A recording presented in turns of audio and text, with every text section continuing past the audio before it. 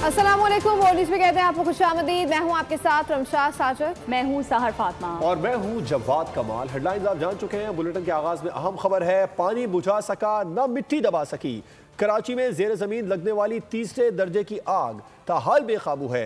Rescue हुकाम ने operation रोक दिया है और मौके पर मौजूद फायर ब्रिगेड की गाड़ियां और रेत से लेस टंपर के इंजन को भी बंद कर दिया है। रेस्क्यू हुकाम ने आग बुझाने की कोशिशों को खतरनाक करार दे दिया।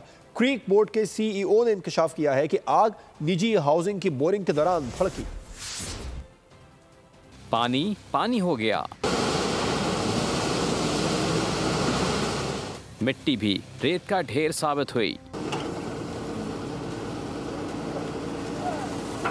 कराची में जेरे जमीन भड़कते शोलों के सामने इक़दामात ठंडे पड़ गए। हमवार जमीन लावा उगलती रही।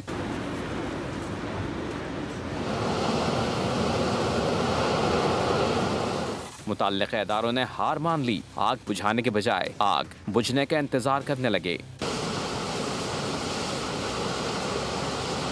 कराची ऑयल रिफाइनरी के करीब लगी आग को फायर ऑफिसर ने बेलगाम करार दिया। वर्ल्ड न्यूज़ से गुफ्तगू में बोले, देखना होगा जेर जमीन लाइन कुदरती है या छप्पर की। लाइन तो है कोई ना कोई, या तो अल्लाह की तरफ से कोई लाइन है कुदरती है, या कोई छप्पर की लाइन है जो नज़र नहीं आ रही और लोग भी सामने नहीं आ रहे। दूसरी जानब सुई गैस वालों ने भी ऐलान कर दिया कि इनकी कोई तनसीबात मुतासरा मकाम पर नस्ब नहीं। जखीरा वगैरह है अगर कोई ज़ेर ज़मीन, तो वो SHGC के डोमेन में नहीं आता। वो जो गैस की एक्सप्लोरेशन एंड प्रोडक्शन कंपनीज होती है वो इस बारे में कुछ बता सकती है, जैसे PPL है, UDCL है। और दूसरे चोरी वगैरह का तो कोई सिलसिला है नहीं, क्योंकि लाइन ही नहीं थी हमारी, तो वो चोरी किया जाएगा वहाँ पे। कोरंगी कैंटोनमेंट क्रीक के CEO फैसल वट्टू ने कहा, कुदरती ज़खायर के मुताल्लिक नहीं कह सकता, अलबत्ता निजी हाउसिंग सोसाइटी पानी की तलाश में बोरिंग कर रही थी। इस तरह के फिनोमेनास पहले भी ऑब्ज़र्व किए गए हैं। इसका मतलब ये हरगिज़ नहीं है कि यहाँ पे कोई बहुत बड़े ज़खायर होंगे। हाँ, ये बात बिल्कुल तय है कि यहाँ पे कोई सुई गैस की लाइन नहीं है, नेचुरल गैस है। Definitely this is a natural gas. तमाम तरह सूरत हाल पर गवर्नर सिंध के माथे पर शिकने पड़ गईं। फौरी तहकीकात के अहकामात देते हुए रिपोर्ट भी मांग ली। माहिरीन के मुताबिक ऐसी आग सुई और बलूचिस्तान के मुख्तलिफ इलाकों में लगती रहती है। कराची के इलाके कोरंगी क्रीक में लगी आग पर काबू ना पाया जा सका। रेस्क्यू टीम्स की जानिब से ऑपरेशन रोक दिया गया है, जबकि आग टस से मस ना हुई। हमारे नुमाइंदे साद शरीफ वहाँ मौजूद हैं। मजीद तफसीलात साद से जानते हैं। साद, आगाह कीजिएगा, क्या सूरत हाल देख रहे हैं?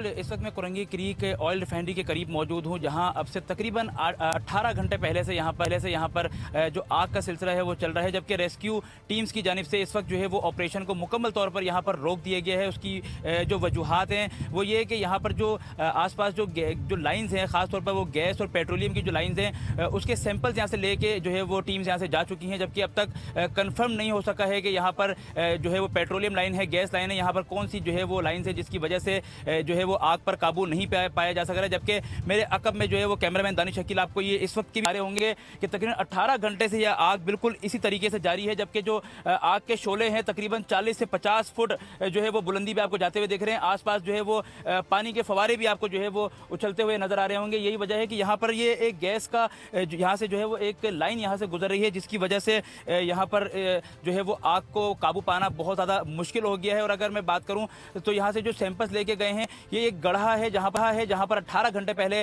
आग लगती है, जो कि किसी गैस या कोई पेट्रोलियम की वजह से यहाँ पर जो है वो आग लगती है। जबकि मुतालिका जितने इदारे हैं उन तमाम इदारों ने यहाँ से सैंपल्स भी लिए। कन्फर्म हो जाएगा कि कौन सी गैस है और उसके जो है वो मुतबादिल जब केमिकल्स तैयार कर लिए जाएंगे तो उसके बाद फिर जो है वो आग पर शरीफ आगाह कर रहे थे। वज़ीर आज़म शहबाज शरीफ के आलमी रहनुमाओं से राब्ते। वज़ीर आज़म ने अमीर खतम शेख तमीम बिन हमद अल सानी, ओमान के सुल्तान हिसम बिन तारिक और ताजिकिस्तान के सदर इमाम अली रहमान को ईद उल फितर पर पुरमसरत मौके पर मुबारकबाद पेश की, पाकिस्तान आने की दावत दी। वज़ीर आज़म शहबाज शरीफ ने अमीर खतम शेख तमीम बिन हमद अल सानी को ईद की मुबारकबाद दी। पाकिस्तान और कतर के दरमियान करीबी और देरीना बरादराना ताल्लुकात पर इत्मीनान का इज़हार किया। वज़ीर आज़म ने पाकिस्तान कतर सखावती ताउन और ताल्लुकात की तारीख पर लाहौर में नुमाइश के इनेकाद की तजवीज़ और अमीर कतर को जल्द पाकिस्तान दौरा करने की दावत भी दी।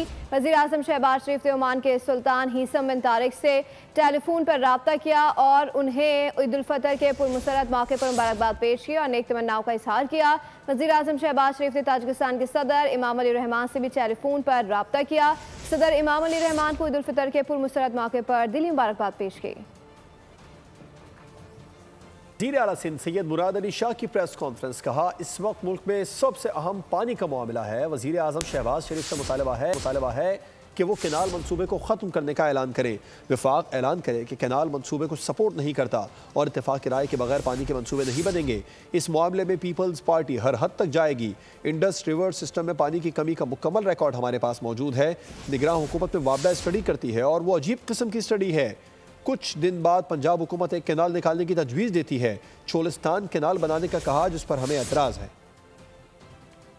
सारा सिंध इरिगेशन डिपार्टमेंट ने काम किया है कि पहले कनाल से लेके आज तक जिस तरीके से इंडस रिवर सिस्टम पे पानी की कमी हुई है वो सारा हमारे पास रिकॉर्ड है। अगर सिंध के अवाम को नुकसान पहुंचता है तो उनके खिलाफ काम कर सकते हैं, पहले भी किया है। ये इतना बड़ा मुहिम नहीं थी जो कालाबाग डैम की मुहिम थी। कालाबाग डैम की मुहिम एक डिक्टेटर ने शुरू की थी जब असेंबलियां मौजूद नहीं थी। इस वक्त हुकूमत सिंध जब कुछ भी नहीं हो रहा, आगे बढ़ने नहीं दे रहे। जुलाई के बाद वो आगे नहीं बढ़े।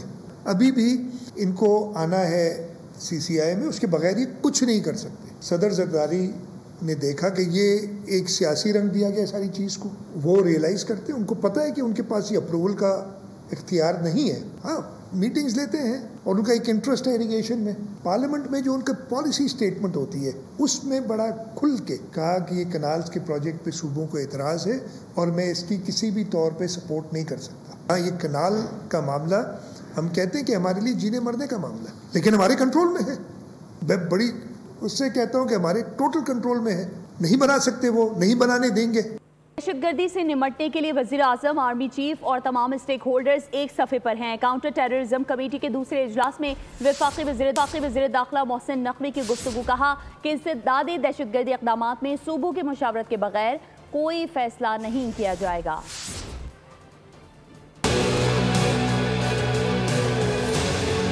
इस्लामाबाद में CTD का इजलास हुआ। वज़ीर दाखिला मोहसिन नकवी ने सदारत की। सूबे में काउंटर टेररिज्म डिपार्टमेंट की इस्तिताअत को बढ़ाने पर होने वाली पेशरफ्त का जायजा लिया गया। वज़ीर दाखिला ने कहा, सूबों की मुशावरत के बगैर कोई फैसला नहीं किया जाएगा। दहशतगर्दी के खिलाफ वज़ीर आज़म, आर्मी चीफ और तमाम स्टेक होल्डर से एक सफ़े पर हैं। खैबर पख्तूनख्वा और बलूचिस्तान को दरपेश चैलेंजेस के पेश नज़र हर मुमकिन मदद फराहम करेंगे। उन्होंने कहा कि वफाकी सतह पर FIA के सेक्रेटरी दाखिला, सूबाई वज़ीर दाखिला, DG FIA और सिक्योरिटी इदारों के नुमाइंदे शरीक हुए। कौमी असम्बली के बाद सेनेट इजलास बुलाने का फैसला, मुजवज़ा तारीख 8 अप्रैल हो सकती है। कौमी असम्बली और सेनेट के इजलास ईद के एक हफ्ते बाद क्यों बुलाए गए?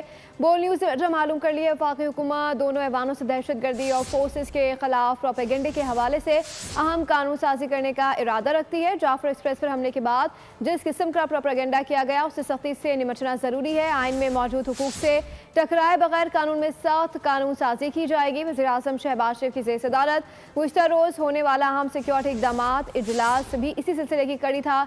इस इजलास के बाद कौमी असम्बली इजलास 7 अप्रैल को बुलाने का फैसला किया गया।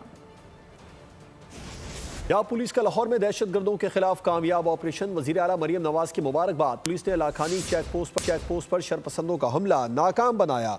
सूबाई वज़ीर इत्तलात अज़मा बुखारी की न्यूज़ कॉन्फ्रेंस, कहा दहशतगर्द हमलों में कलअदम TTP के मुलविस होने का इंकशाफ हुआ है।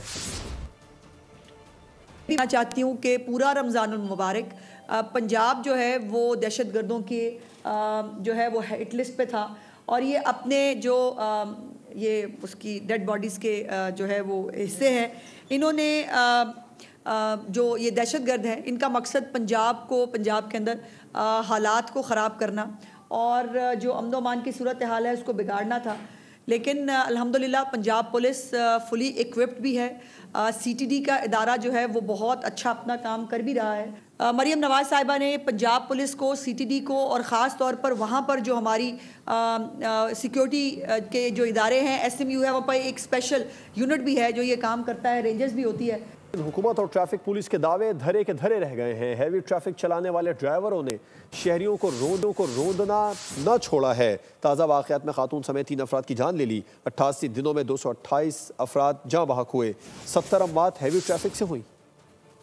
कराची के शहरियों के तहफ़्फ़ुज़ और हैवी ट्रैफिक को रेगुलेट करने के लिए सिंध हुकूमत और ट्रैफिक पुलिस के दावे धरे के धरे रह गए। गजरी कॉलोनी के करीब तेज रफ्तार कार की टक्कर से एक खातून जाँ भाग और 2 जख्मी हो गयी। कुछ ऐसा ही वाक़या माई कुलाशी रोड पर पेश आया, जहाँ नामालूम गाड़ी की टक्कर से 20 साला मोटरसाइकिल सवार बिलाल जान से हाथ धो बैठा। लियाकताबाद पुल पर तेज रफ्तार कार खड़े ट्रक से जा टकराई। हादसे में कार सवार शरीफ जान से गया। रवां साल 88 दिनों में 228 शहरी जाँ भाग, 2950 जख्मी हुए। ज़्यादा तादाद मोटरसाइकिल सवारों की है, इनमें 17 अमवात हैवी ट्रैफिक से हुई।